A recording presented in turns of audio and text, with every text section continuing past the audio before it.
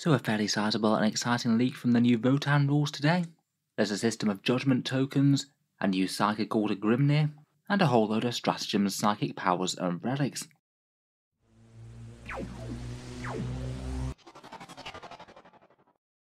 Hello and welcome back to Warspets Tactics, where today we've got a rather surprising new preview of a codex that's not out for a fair while yet. Games Workshop's brand new reimagination of the squat, the Leagues of Votann. At this point we know next to nothing about the rules for the faction, aside from the stat line of their basic infantry and a few other bits and bobs, but today we've got a whole load of keywords and really concrete stuff.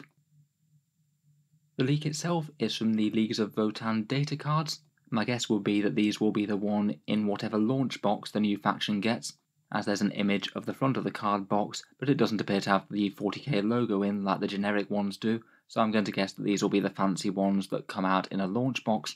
It seems that someone's got their hands on them and leased them to the internet. I don't think it's the complete set, but it still tells a whole load of things about interesting keywords and some new units. These have been fairly widely shared around the internet already. I'm not 100% sure where they originally came from. The earliest source I can see is Chapter Master Valrak's video on them, but in that one he said that he'd found them elsewhere online. In any case, I'll leave a link down to his video in the video description. If anyone spots where else they might have originated, I'm happy to update that, so let me know down in the comments. Even just the box art itself is kind of interesting though. Looks like a more heavily armoured squat, maybe an exo armour one or something, firing out with a double-barreled weapon or maybe an energy blade of some sort. I think they did say that they had access to some sort of plasma blades, so I guess this could be that if it's not a gun or something. He looks fairly chunky in any case. My initial guess would be that it's the new version of squat exo armour. Otherwise, besides that, we've basically got a whole ton of stratagem cards and psychic powers. I thought I'd summarise maybe some of the most interesting details out of them here, and then go through all of them one by one. In total though, we've got 18 stratagems and 6 psychic powers. Perhaps the most interesting game mechanic that's revealed out of these are a system called judgment tokens. They appear to be a new marker of some kind that you can put on enemy units. There's a few different ways to put markers on them with the stratagems themselves. Maybe other units will be able to do it too. It sounds, at least from the background, that they might be a way to represent a unit that your army's got a grudge against. Very Space Dwarf, I guess. I would suspect that they'll give you some sort of passive damage buff against the unit, but also there's a couple of the stratagems that can also amp up your damage output, and it also makes a couple of the psychic powers hit them harder if they have a judgment token on them as well. To be honest, they sound not too dissimilar from the Genestealer Cult crossfire markers, the ones where they can try and catch enemies and obliterate them with shooting. It does sound that these are going to work both at range and in melee though.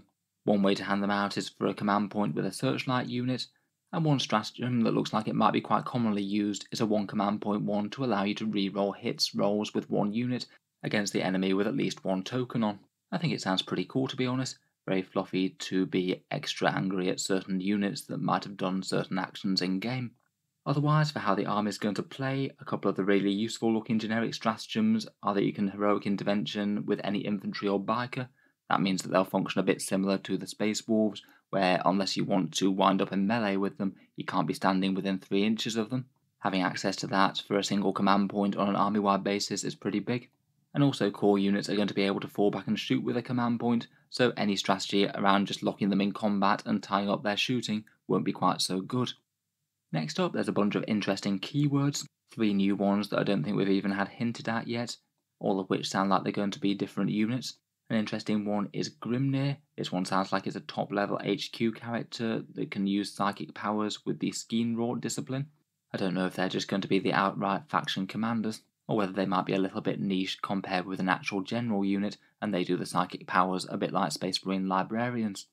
Next, there's keywords called Einhir, which sounds like they might be the exo-armoured elites. The reason I say that is that there's a 1 command point stratagem called Might of the Einhir, which gives you +1 to hit, which just sounds like a very similar deal to Fury of the First, a Space Marine generic stratagem for Terminators.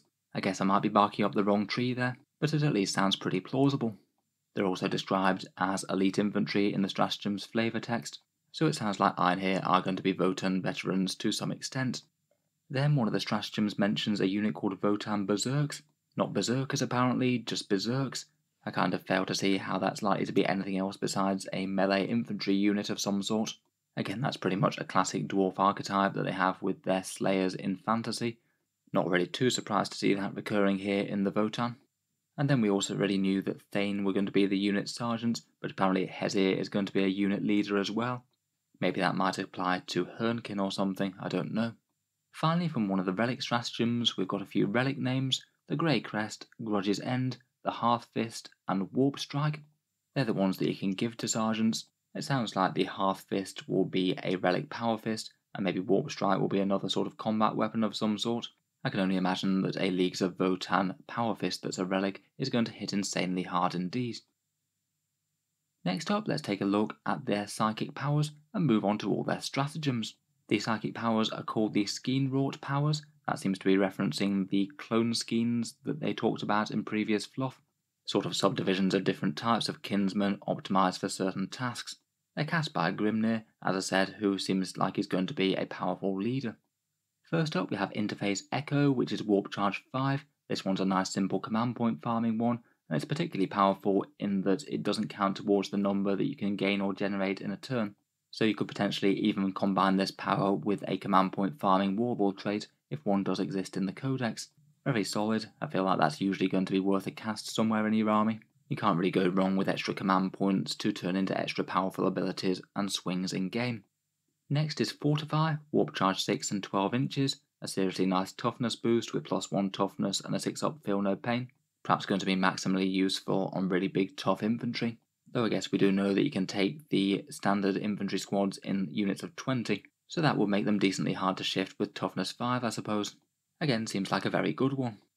Then we've got Ancestral Wrath, Warp Charge 6 and 18 inches. This one's a Witchfire that you roll 3d6 for. Every 4+ gives you 1 mortal wound on the enemy. Usually going to be 1 or 2 normally, but you get a couple of bonuses with +1 to the roll if the enemy has a judgment token on them, and you instead get to roll 6d6 if there's 11+ models in the unit that you're targeting, so it hits massively harder against big hordes. At least with the judgment token thing, it becomes a bit more decent, more like 2 mortal wounds on average, kind of similar to Smite. Then we've got Grudge Pyre, an easy to cast one at Warp Charge 4 and 18-inch range. You have to target this against something that isn't a vehicle, monster or character, but you get to roll 2d6 and add the number of judgment tokens on the enemy unit. If it's greater than the unmodified leadership of them, then 1 model in the unit is destroyed. It's really quite an interesting one. There aren't really all that many abilities in 40k that just allow you to outright remove models. Could be seriously good against something that's really hefty and leadership isn't through the roof like Custodes or something. Still though, I'm just not sure this one's going to be reliably useful enough to take. Some armies won't really care because they just don't have any models that are valuable enough to snipe like that, and some armies won't care because they won't have any good targets for it at all. Next up, there's Null Vortex, a very heavily priced one at Warp Charge 8 and a 12-inch range. 1 enemy unit within that range loses its invul saves, and that can be a pretty catastrophic debuff against the wrong thing. Certainly doesn't hurt to have that one kicking around as an option. The biggest downside is casting on that big 8, which really isn't reliable. I'd say that might be one more to consider if there's anything that can give you +1 to cast in the codex. In general, the majority of armies that do have Psykers have at least one way to give them +1 to cast, so I think it's fairly likely that the Votann will. Finally, we've got an interesting mixed debuff called Crushing Contempt, Warp Charge 6, 18-inch range, and it basically messes with enemy hit rolls and actions. You roll 3d6 versus the enemy leadership. If it's greater than their leadership, then they get -1 to hit, and if it's equal or greater, then they can't do actions either, and any actions that they're doing are cancelled. The -1 to hit is okay, but it's kind of annoying that you both have to cast the psychic power and then also beat leadership, and you might fail at both points. The actions thing, I'm always kind of semi-sold on with those things.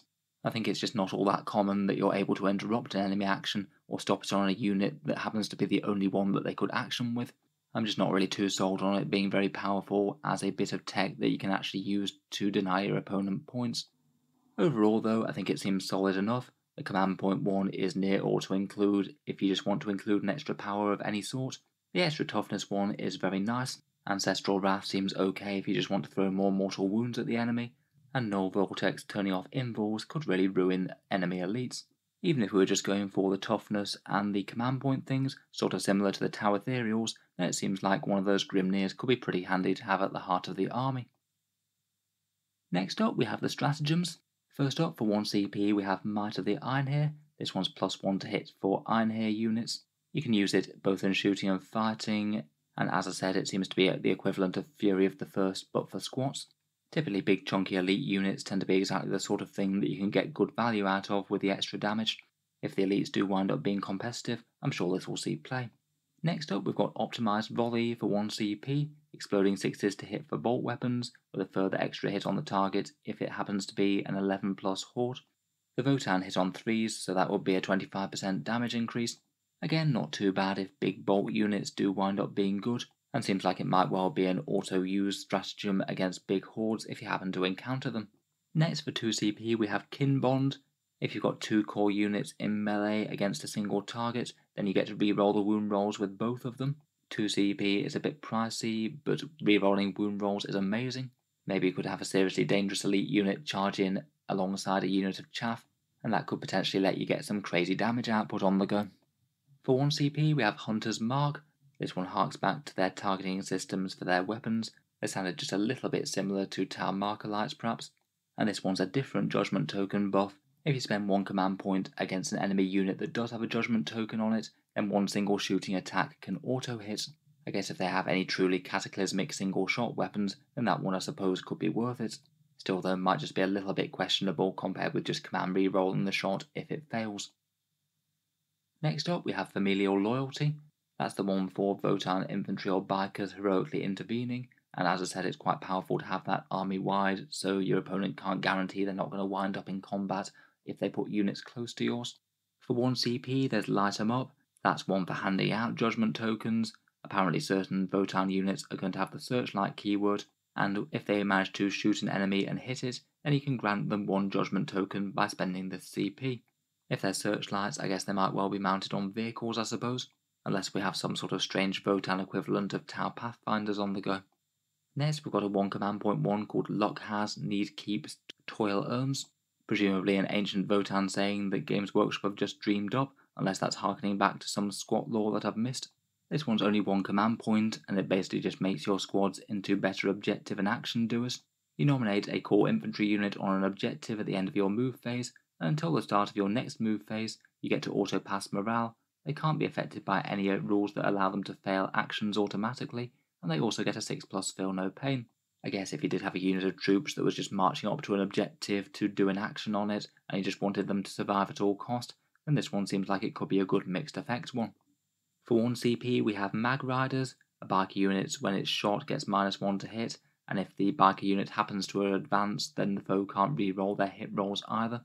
Always nice to have a reactive -1 to hit in the bag if you need it.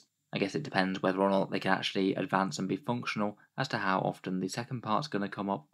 For 1 CP we have Newfound Nemesis. If a Warlord or Grimnir model dies, then the enemy unit that killed it gets 2 judgment tokens, or 3 judgment tokens if it was a Grimnir. Interesting that you can stack multiple grudges all on 1 unit. Makes me wonder if there'd be some sort of way to expend them. It also implies that Grimnir are very high ranking, as the kin seem to be well angry when they die. For 1 CP we have Outflanking Pioneers. Hernikin Pioneers that are less than 6 inches from the board edge and greater than 6 inches from enemies can go into strategic reserve. A fairly nice little bonus for a unit, that one. Can be nice to get around behind the enemy maybe in the last couple of turns of the game. And for 1 command point, Well Ordered Retreat is the one that allows a Votann core unit to fall back and still be able to shoot.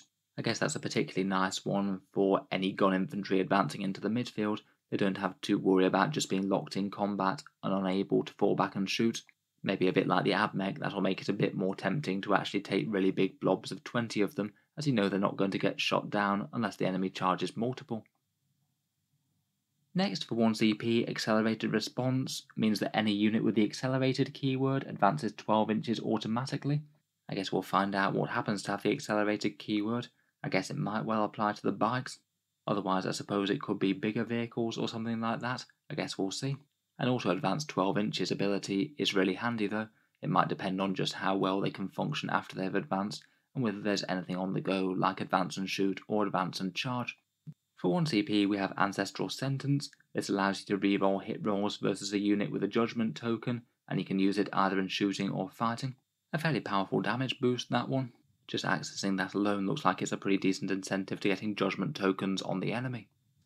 For 1 CP we have Core Burster Fire Pattern. A unit hit by a beam weapon takes a mortal wound on a 4+, and each other hit by a beam weapon this phase also causes 1 mortal wound on a 4+2.